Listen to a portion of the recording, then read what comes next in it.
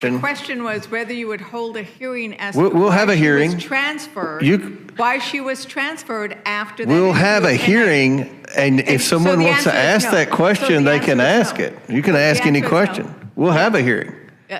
But it wasn't a hearing on what the question was. And you want to have a whole hearing, a whole entire hearing, not about the victims, not about a government cover-up, not about human trafficking, but about Maxwell, who you all were like begging to be deposed, and I did the subpoena.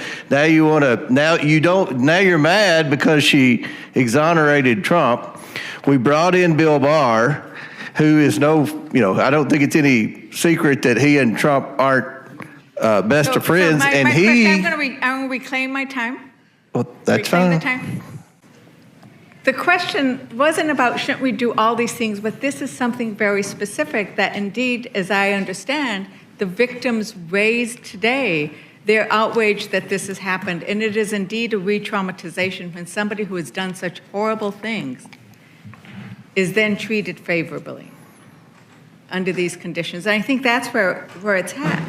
Oh, come on, man. You mean to tell us that you want us to have some kind of hearing just because the least trustworthy person in the world exonerated the other least trustworthy person in the world? I'm starting to think that just because we moved Ghislaine Maxwell to a more luxurious prison after she said literally everything we wanted her to say seems weird to you. Anyway, that was Chairman Comer talking about how, hey, we just shouldn't be worrying about this. He's doing exactly what he needs to do, which is defending King Trump. And I gotta say, man, the entire idea of using Maxwell to exonerate Trump has a level of poetic irony that is honestly hard to articulate. It is a move that I think would have worked incredibly well if we lived in a world without shows like The Wire or Breaking Bad or anything written by Shakespeare. It's an incredible argument if you were born yesterday. Speaking of people who might have been born yesterday, here is one of my favorite politicians, Tim Burchett, and by favorite, I mean most entertaining, doing what Tim Burchett does best,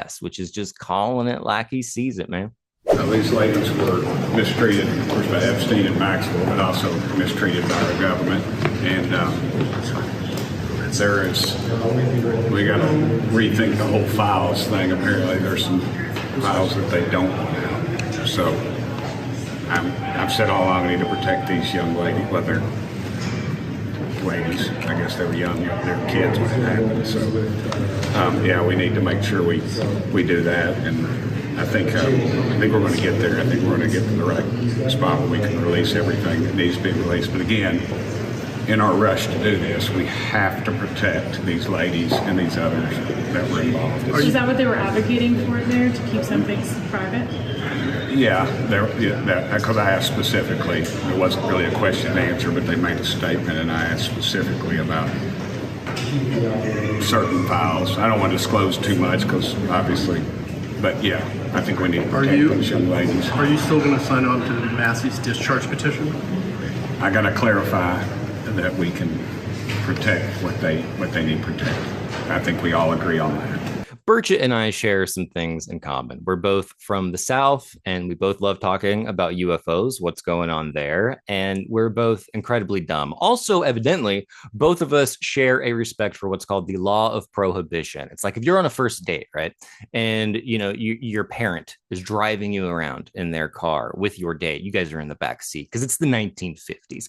That chaperone/parent, they act as a prohibition, which generates desire. They think they're there to stifle desire, but in actuality, their presence only makes you desire who you're with more. Point being, if the Trump administration were to release 99.9999% of the Epstein files, and files here is used as an umbrella term for any data related to Epstein, it's only going to generate more desire for whatever they don't release. And this might sound like a really simple concept, but apparently the Trump administration, it just doesn't get it. So they have either two choices. They can release everything in a responsible way that protects the victims, or they can chalk it all up to a hoax. So I wonder which one Trump's going to choose. But I do want to ask you to clarify something you said this morning. You said this was all a hoax. Has your attorney general told you this was a hoax? What evidence have you seen of that? No, it's not the attorney general. No, I know it's a hoax. It's started by Democrats. It's been run by the Democrats for 4 years. You had Christopher Wray and these characters and Comey before him. And it's a bad group. It started, actually, look at the Steele dossier that turned out to be a total hoax. The 51 agents, the intelligence, so-called intelligence agents, it was a hoax. It's all been a big hoax. It's perpetrated by the Democrats. And some stupid Republicans and foolish Republicans fall into the net. And so they try and do the Democrats' work.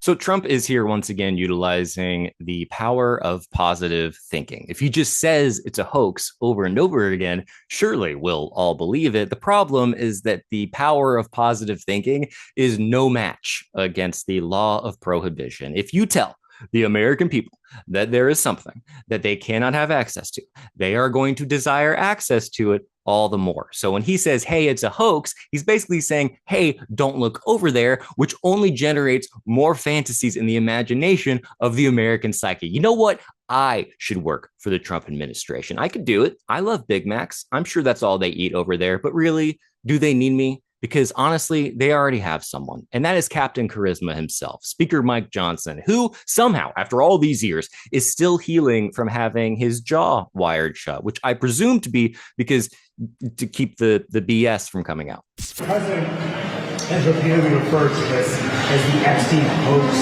You just are talking to these victims. Is it a hoax? I'm not sure what that comment refers to, but I've spoken to the president myself about this many times, and he is as insistent as we are. He is the most transparent president in memory, probably in the history of the country. As you know, he stops. If he were here now, he would stand here and take your questions endlessly.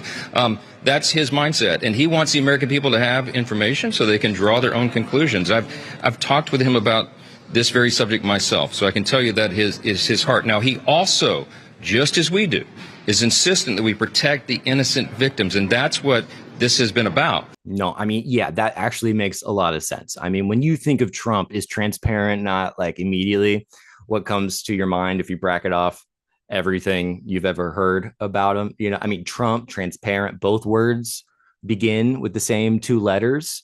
You know, you could play that game with anything. Trump, transparent, transpanic, traitor. You know what I mean? Now, point being, this whole Epstein case is actually a bipartisan affair. You have Ro Khanna and Thomas Massie both pushing from opposite sides of the aisle for a total release of all of the data related to Epstein. You would think that would be something that would be celebrated, right? It's so rare that we can come together over issues like this. The last thing you would want to do is try to like dismiss that or try to chalk the whole thing up to some kind of political stunt.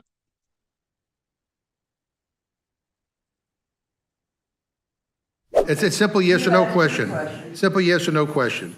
We're already doing it. All right. Well, that's not a yes or no. But do you think the resolution saying to keep doing what you are doing is better than a bill that can become law, which would require the release of all the files? It doesn't have the force of the law. It's just a political stunt. It's just a political stunt. And you know, this is a resolution. The Khanna is a Massey Khanna bill would become law. If all you Republicans want everything released, then you know, you could vote for it, and then if he decides to veto it, you could override the veto. You know, I'm just going to say, if a bipartisan effort to release all of the information related to Jeffrey Epstein in a responsible way is a political stunt, then you know what? Give me some knee pads and let's go do some parkour, okay? Also, I am tired of politicians playing the politicizing card. That's like telling your doctor, again, worried about my cholesterol? What do you keep doctoring everything? Dude, you're a politician. Like, this, what you do is politicizing. You know what I'm talking about? You don't hear veterinarians being like, again, with the sick animals. But kudos to the Trump administration for finally releasing all of the files and being so transparent. Certainly, they didn't like release some extra ones in addition to the ones that they've already released to like right-wing influence. Okay, let's just roll the clip. Most of the documents that were sent to our committee, those initial documents were given to right-wing influencers back in February. The files and the full report, according to the Attorney General, were sitting on her desk, ready to be released. We know that the Attorney General herself has shared with the president directly that he is also in the files. The reason, and we don't understand why this cover-up by the president continues to not release the full files. And so the discharge petition is an important additional step forward for the Congress, the full Congress, to be on record to release the full files. So they threw in a tiny bit of new information with information they had already released to a group of people who have a financial interest in propping up the Trump administration. Excellent. I mean, no notes, you guys. This is absolutely wonderful. You guys are crushing it. Keep going the way you're going, because at least I'm enjoying it a little bit. Okay. Now, to round this all out, here is Representative McGovern, who seems to be asking some really honest questions, but apparently not. You know what I mean? Because up is down and left is right. And here's the clip. And what you're telling us that you're going to release some of the files tonight. If I heard Mr. Garcia correctly, 97% of which is already out in public. So we get 3% that's new. I don't know what it's going to say. But I just don't understand what the big deal is. Why can't the administration just release the files? You could do the investigation, but just release all the files. Trump and the people he put in charge of the FBI and the DOJ promised that they would. And it's just kind of strange that they haven't done so yet. I mean, don't you think? I mean, we just want to know, what are they trying to hide? Why is this such a difficult thing for them to do? So we return now to the law of prohibition. Now, when McGovern said that 97% figure, I want to just pause there for a second, because it reminded me of the so-called debate around climate change. Now, I don't know how into climate change you are, but if you start reading about the debate, and you can do so in books like Merchants of Doubt or Overheated, you find that the 97% figure is incredibly powerful, because it allows climate denialists to go, hey, yeah, sure, 97% of scientists, blah, blah, blah, but what about those other 3%? It paints this image that there is a small truth-telling cohort fighting valiantly against the hordes of bought and paid for climate fanatics. The reality, however, at least regarding climate change, is that the number is way higher. Way more than 97% of scientists agree that climate change is real, man-made, and needs immediate attention. Okay, so that's not my point. My point here is that this is a problem for the Trump administration. They are only hurting themselves and, coincidentally, the victims of Jeffrey Epstein by continuing to pretend that this isn't a big deal. Okay, like all we're doing here is going, hey, please give us all of the information. Okay, and that is a valid question. What are they hiding is a valid question, and them saying otherwise is gaslighting, and it's not even good gaslighting. Like, they used to be really good at this, you know what I mean? But I guess maybe you lose your touch if your hands start, rotting off of your arms. But I think it's incredibly important when issues like this, which are bipartisan, whether it is the Epstein files or, as Burchett and I would agree, the UFOs, when they're reduced to just conspiracy theories or just hoaxes, it will just keep generating desire in the minds of the American public for full transparency. The Trump administration has always relied on the imaginations of their constituents to construct a reality that, whether true or not, serves their interests.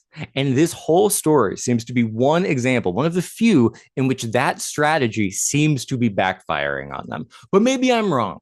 You know what I mean? Who knows?